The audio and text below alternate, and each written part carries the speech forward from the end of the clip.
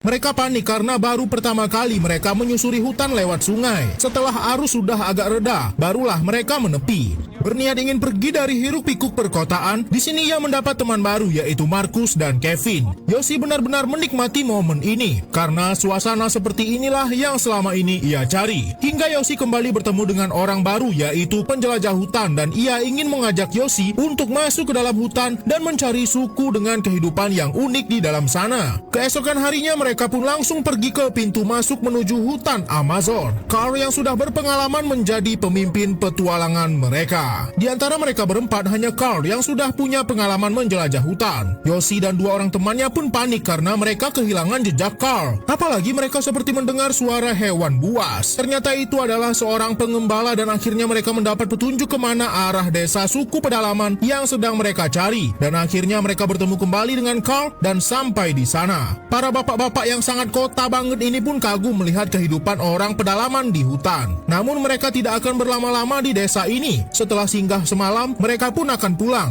Namun mereka mendapat masalah karena kaki Markus bonyok dan ia tak bisa lagi berjalan. Kakinya terluka parah dan mereka masih terjebak di jantung hutan Amazon. Para penjelajah ini harus cepat keluar sebelum hujan turun. Namun perjalanan mereka terhambat karena salah satu anggota tak bisa lagi berjalan dengan cepat. Untung saja Carl sudah punya banyak pengalaman di hutan dan ia bisa berburu sehingga mereka bisa makan walaupun persediaan makanan menipis karena molor saat perjalanan pulang. Awalnya Yoshi, Markus dan Kevin ragu untuk memakan santapan malam mereka. Namun mau tak mau daripada mereka kelaparan, daging kera yang ada di depan mereka harus mereka makan. Ternyata setelah mencicipinya, mereka semua suka dan menganggap daging kera cukup lezat. Karena kondisi Markus semakin tak memungkinkan untuk berjalan lewat darat, mereka pun sepakat untuk membuat sebuah rakit dan akan menyusuri sungai. Sehingga kaki Markus yang terluka bukan lagi menjadi masalah. Namun mereka tak menyangka kalau akan ada arus yang sangat kencang datang. Pemimpin dalam petualangan kali ini pun ketar-ketir walaupun ia sudah sering menjelajah hutan. Mereka panik karena baru pertama kali mereka menyusuri hutan lewat sungai. Setelah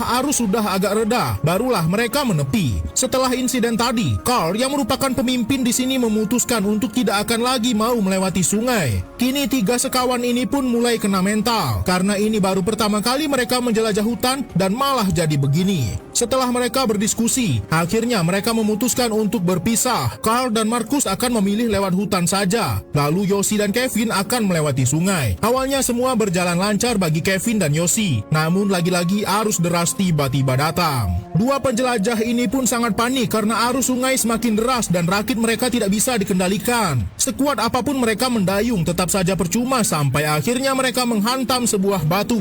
Kevin mencoba menggapai tepi terlebih dahulu dan ia nekat menerjang arus yang sangat deras. Sementara Yoshi masih sangat ketakutan. Namun karena arus semakin kencang, Yoshi malah terbawa arus yang sangat kencang dan ia tak bisa mengendalikan dirinya sampai sempat terhempas lagi ke batu. Namun untung saja Yoshi masih sadar dan berhasil menggapai sebuah batu dan menepi. Yoshi pun memanjat tepi tebing untuk mencari temannya, namun tidak ada tanda-tanda kehidupan. Sehingga terpaksa ia harus bermalam seorang diri. Keesokan paginya Yoshi sadar kalau tasnya terbawa arus dan ia pun cepat-cepat mengambil tasnya karena banyak persediaan di sana yang mungkin saja bisa menolongnya. Yoshi mulai merasakan keanehan di kepalanya yang benjol. Lalu ia nekat membedah kepalanya sendiri menggunakan pinset. Ternyata ada seekor hewan melata di jidatnya selama ini. Saat melanjutkan perjalanan, Yoshi melihat ada satu batang yang baru saja ditebas dan ia merasa kalau pasti ada kehidupan di sini. Namun saat Yoshi mengikuti jejak tanda kehidupan, ternyata pemukiman yang ada di hutan ini sudah hancur. Yoshi pun sudah merasa semakin lapar. Ia nekat memakan sebuah telur unggas mentah-mentah. Apapun memang harus dilakukannya demi bertahan hidup di hutan. Sepertinya peta yang dibawanya kini tidak ada gunanya lagi. Sepertinya hanya ada rasa putus asa di dalam dirinya. Cuaca yang buruk pun semakin membuat tubuhnya merasa sakit. Bayangkan saja terdampar sendirian di tengah hutan Amazon. Sudah berteriak meminta pertolongan tentu saja percuma. Yoshi pun sudah mulai lapar dan ia mencoba mengambil buah di atas pohon. Tapi saat ia memanjat malah kaget karena melihat seekor ular. Namun bukannya takut, Yoshi malah terus lanjut memanjat lalu menyerang ular yang sebenarnya sama sekali tak mengganggunya. Sepertinya Yoshi sudah membuat hutan ini marah kepadanya. Ia pun hanya seorang diri bermalam di tengah hutan. Yoshi belum menyerah dan masih mencoba mencari jalan keluar. Hanya bermodalkan peta buta, Yoshi berharap menemukan jalan. Sampai akhirnya Yoshi bertemu dengan hal paling mengerikan di hutan, yaitu hewan buas. Sudah terdampar seorang diri, tentu saja saat melihat melihat jejak kaki, Yoshi merasa senang. Namun setelah ia sadar, ternyata ia kembali ke tempat yang sebelumnya ia lewati dan jejak kaki itu adalah jejak kakinya sendiri. Yoshi pun semakin emosi. Cuaca semakin memburuk dan Yoshi hampir saja terseret banjir bandang. Sementara itu di sudut lain hutan ini, teman Yoshi yang ikut berkelana bersamanya sejak awal sudah ditemukan oleh para warga dan dibawa ke pemukiman. Kevin pun tentu saja tidak akan melupakan Yoshi begitu saja yang masih hilang dan terdampar. Namun tidak ada satupun orang yang percaya kalau Yoshi masih hidup karena sudah terdampar hampir sebulan. Namun Kevin masih yakin kalau Yoshi masih hidup dan untung saja ada satu orang yang mau mengantar Kevin mencari Yoshi yang kini masih berjuang bertahan hidup. Setelah semua hal berat yang ia alami, tentu saja Yoshi tidak akan menyerah dengan kehidupannya dan saat ada pesawat lewat, Yoshi berusaha melambaikan tangannya. Namun tentu saja hal itu sia-sia dan ternyata orang di dalam pesawat itu adalah teman Yoshi yang berusaha mencarinya. Hari-hari pun terus berlalu dan Yoshi sudah semakin kehilangan akal sehatnya. Tanpa sadar Yoshi malah membuka pakaiannya lalu ia membiarkan tubuhnya tergigit semut. Entah apa yang ada di pikiran Yoshi melakukan ini semua. Ia seperti teringat semua orang yang pernah ada di dalam hidupnya dan semua hal buruk yang sudah ia lewati sebelum terdampar. Akhirnya Yoshi pun berhenti di pinggir sungai lalu menyusun bambu dengan inisial namanya dan berharap ada yang melihatnya dari pesawat. Lalu keesokan paginya, teman Yoshi sudah tiba di tempat Yoshi terdampar malam sebelumnya. Namun Yoshi sudah tidak ada lagi. Kevin dan warga yang menolongnya harus segera kembali karena arus sungai sudah semakin deras. Dan ternyata Yoshi masih berada tak jauh dari tempat ini. Saat Yoshi sadar, ia hanya bisa terdiam melihat temannya pergi menjauh. Ia tak bisa lagi berteriak karena tak ada lagi tenaga dalam dirinya. Namun karena insting pertemanan yang sangat kuat, Kevin tak sengaja menoleh ke arah Yoshi. Ia pun langsung putar balik dan menyelamatkan Yoshi yang sudah terdampar hampir 1 bulan. Yoshi pun langsung diselamatkan dan dibawa ke pemukiman. Para warga tak menyangka Yoshi masih bisa bertahan hidup walaupun sudah terdampar berhari-hari.